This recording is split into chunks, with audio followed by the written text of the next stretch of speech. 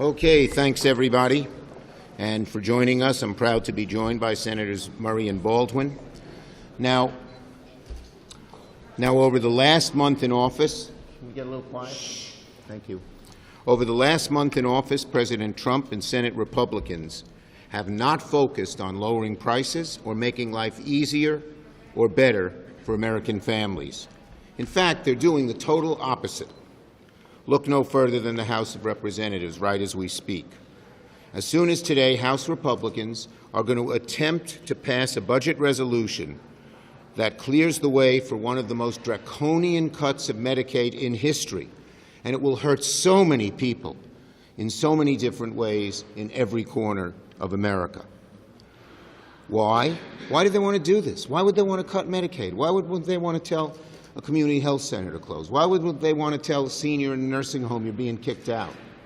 One reason, it's been their North Star all along, to provide tax cuts for their billionaire club and have the American people, unfortunately and sadly, pay the price.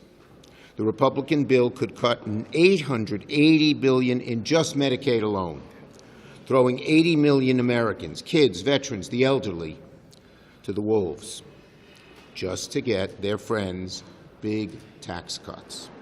So last week here in the Senate during Vote-A-Rama, we pushed a whole lot of amendments. I pushed an amendment that said we should have no tax breaks for millionaires, and then I pushed another amendment calling for no billionaire tax breaks if even $1 of Medicaid spending was cut. And unfortunately, they were overwhelmingly rejected by the Republicans in the Senate. I'm sure in every state those votes were very unpopular. It could have been the reddest of states. Donald Trump promised to bring down costs on day one. That's what he said. Day one, costs are going down. Prices and inflation continue to rise. His trade war with our allies is making it worse. Grocery prices up, chicken, pork, steak, all up. And while the Republicans are focused on things that either Americans don't like or don't care about, he said the first day he'd bring those costs down. And what did he do on day one? Pardoned insurrectionists, many that went on to commit more crime. He focused on the Gulf of America, annexing Canada, changing the name of mountains. They're distractions. They're good at that. Why? They want to hide their number one goal, tax breaks for the billionaire club, while they destroy Medicaid to do it. Most Americans, of course, want government to be more efficient, cut waste. This is not the way to do it. This is not what Americans want. This is not what Americans deserve. Americans want lower costs, not less air safety personnel and more dangerous skies. They want lower prices, not our veterans starved of resources. And what's being cut? Firings at the Veterans Crisis Line, the 9/11 Survivor Health Program, parks across the country, all for the sake of helping their billionaire friends. In short, Republicans are all focused on the wrong thing at the wrong time.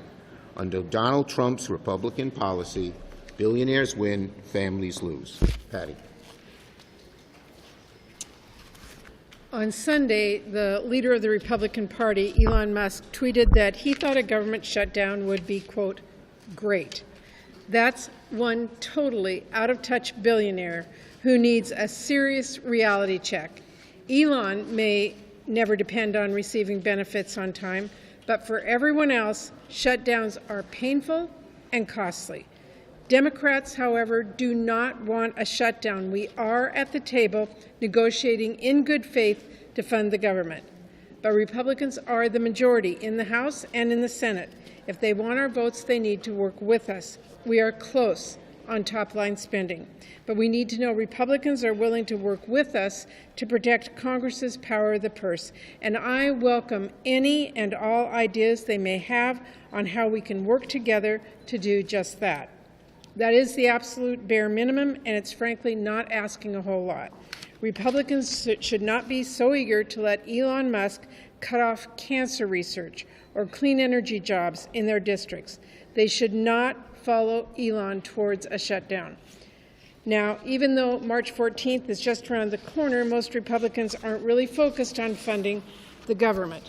And that's because their number one priority is passing more tax cuts for billionaires. Here in the Senate, as you know, last Friday, just before 5 a.m., Republicans rammed through their pro-billionaire, anti-middle-class budget blueprint. Possibly tonight in the House, Republicans are planning to do even worse.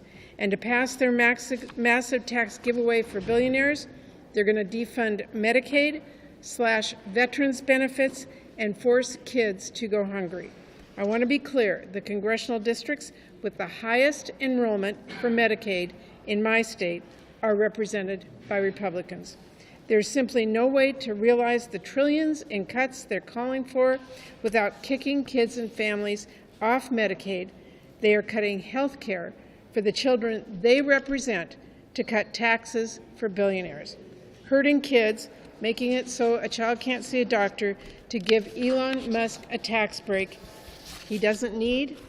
If that's the path Republicans want to go down, then I'm going to make sure that everybody knows that. To the American people, now is the time to tune in to C-SPAN. Now's the time to give your Republican congressman an earful. Now's the time to text your family chat group. Now's the time to do everything we possibly can to protect health care for our kids and families. Every American should understand their story, and their voice will make a difference in this fight. Congress needs to hear you.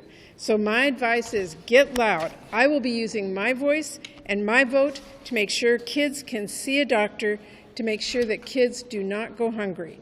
I'll be voting no to give billionaires more tax cuts while kicking kids off their health care.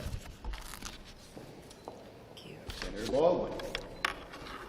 5,373.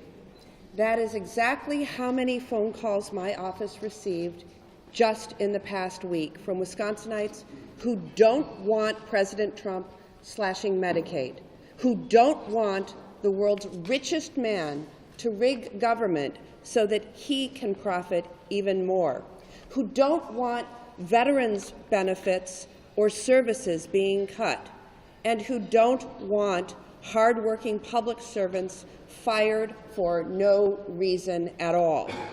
These are the people who recognize that this is just the tip of the iceberg regarding how Republicans are going to pay for their tax breaks for billionaires.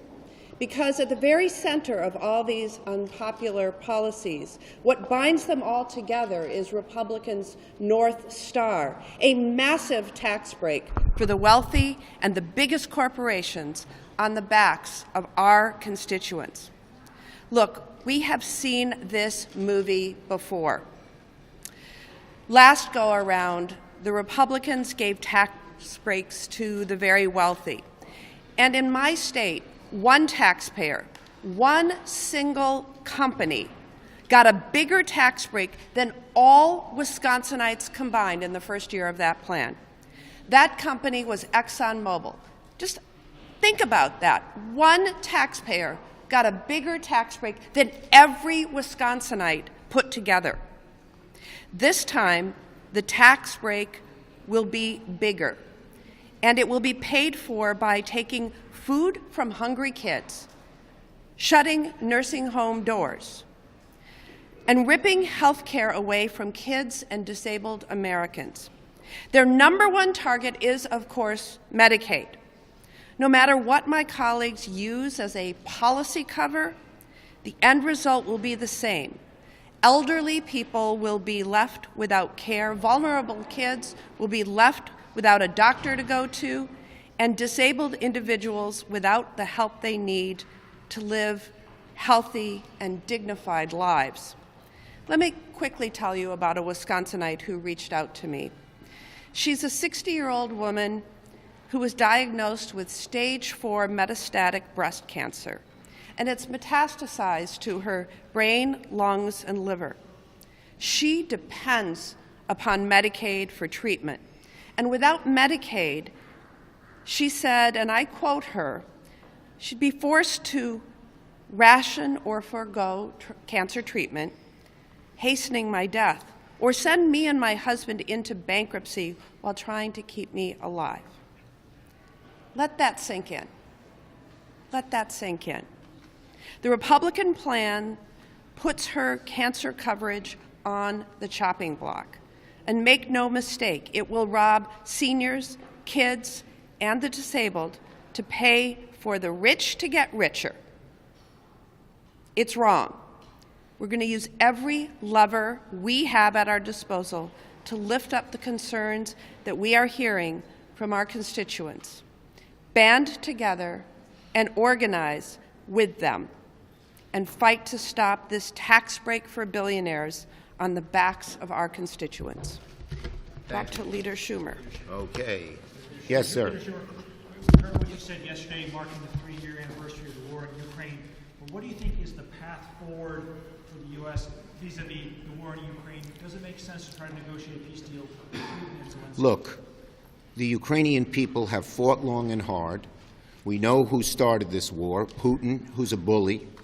The Ukrainian people are fighting very hard. We should not abandon Ukraine or force a decision down their throats that they don't like. Will Democrats support a clean continuing resolution if that's what it takes to come together Look, on March 14th? we're negotiating right now, and I'm not going to get into the private details of negotiation. And would you support a bill, though, that does not require Trump to use appropriated funds? As I said, Patty's negotiating very well. We're not going to get into the details right now. Yes? Lori Chavez de Reamer has her committee vote this week. She could need Democratic support to save her nomination. Have you talked to Democrats on the committee about whether or not to intervene to help her out there? Let's see what happens in committee. Wait, I promised I'd call. No women have raised their hands. I only don't like to call on men, so you get the last one. Are there any ideas the Democrats could pursue at some point this Congress that deals with waste, fraud, and abuse?